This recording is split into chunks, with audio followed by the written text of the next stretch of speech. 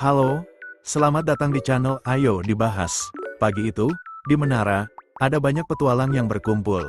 Seekor kucing memanggil mereka untuk berkumpul. Hai, lihat-lihatlah barang daganganku. Para petualang memujinya karena dia sangat imut. Dia mengulurkan tangannya, menunjukkan tomat cherry yang dibawanya. Para petualang menghina barang yang dibawanya, menyatakan, jika hanya tomat kami bisa makan kapanpun, kami mau pusaka atau item legendaris. Kucing pedagang itu juga terpancing amarahnya. Manusia bodoh, lihat dulu statusnya. Buah itu sangat berbeda dari buah yang kalian tahu. Tomat magis, meningkatkan 0,1 MP selama 10 menit, membakar 10 gram lemak, daya simpan 30 hari.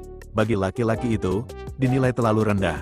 Namun bagi petualang wanita, itu sangat berharga bagi mereka. Pedagang kucing berkata, benarkan, itu luar biasa, 0,5 koin menara per bijinya. Setelah mereka sadar bahwa tomat itu sangat berharga, para wanita berebut untuk mendapatkannya. Jual saja padaku, aku akan bayar lebih mahal. Tidak, serahkan saja semuanya padaku, akan kubeli semuanya. Yang lainnya berkata, aku mau 250 biji. Tidak, 300 biji. Para pria yang bingung berkata pada kucing pedagang, sebenarnya kau mendapatkan barang ini dari mana, Tuan Kucing? Oh, tentu saja, ini adalah rahasia perusahaan. Cerita beralih ke seorang pemuda dan para kelinci yang sedang memanen buah tomat cherry. Hai para kelinci, saatnya istirahat, kita sudah banyak memanen untuk hari ini. Lalu dia memeras beberapa buah tomat cherry untuk dijadikan minuman. Seekor lebah mendekatinya. Pemuda itu memintanya untuk memberikan madu pada tomat yang sudah dia peras.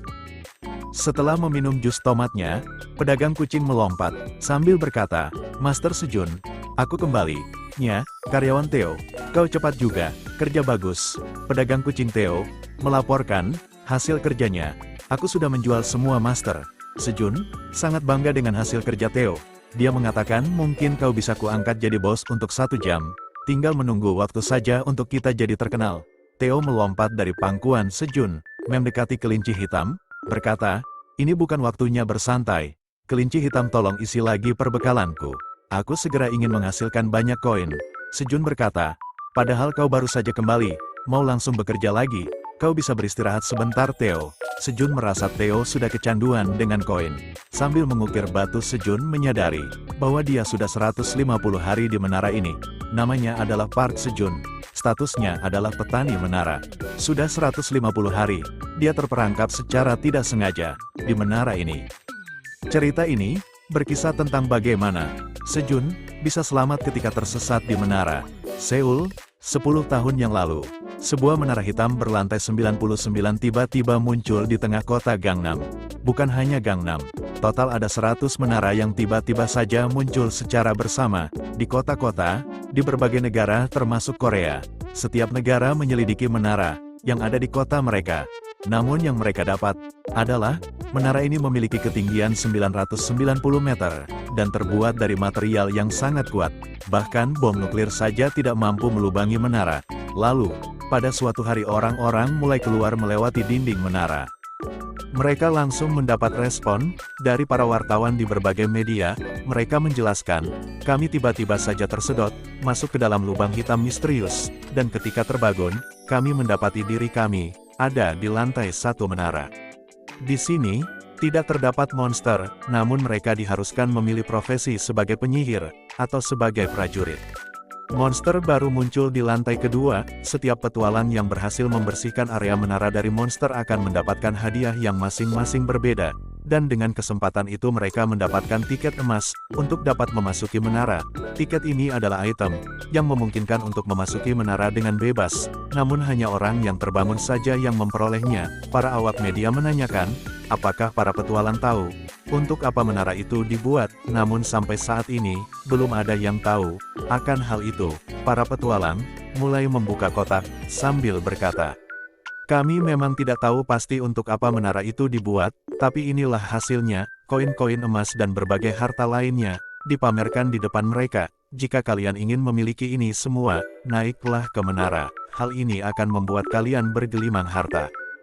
Asosiasi Petualangan mengumumkan, harga tiket emas untuk memasuki menara akan naik, dari 150 juta won, akan menjadi 200 juta won. Sejun melihat siaran langsungnya dari layar ponsel, dia tahu ada ratusan orang yang akan membeli tiket itu, sebelum harganya naik. Sejun yang sedang berbelanja, mendengar keluhan tentang hal itu, dari seorang ibu penjaga minimarket.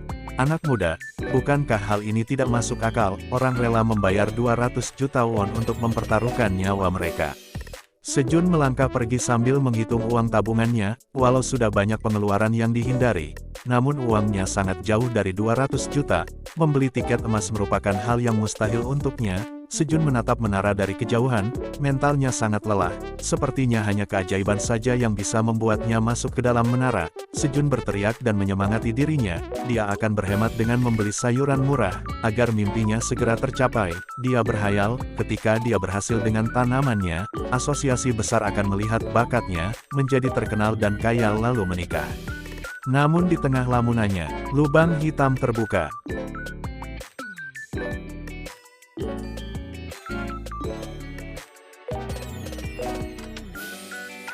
Lubang hitam, ini adalah fenomena langka. Petualang pertamalah yang mendapat lubang hitam seperti ini. Sejun dengan niat yang kuat, akan memasuki menara, walaupun harus mempertaruhkan nyawa. Namun lubang hitam itu mulai tertutup.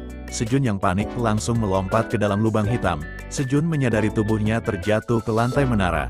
Namun dia tidak menemukan bola kristal dan lampu-lampu gantung seperti yang diceritakan ada di lantai 1 menara. Lalu, di manakah Sejun kini berada?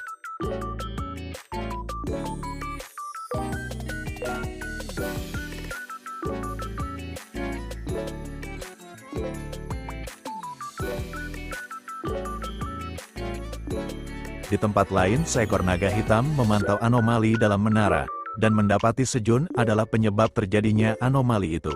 Sejun dianggap sebagai tamu tidak diundang, dan keberadaan Sejun harus segera dihilangkan.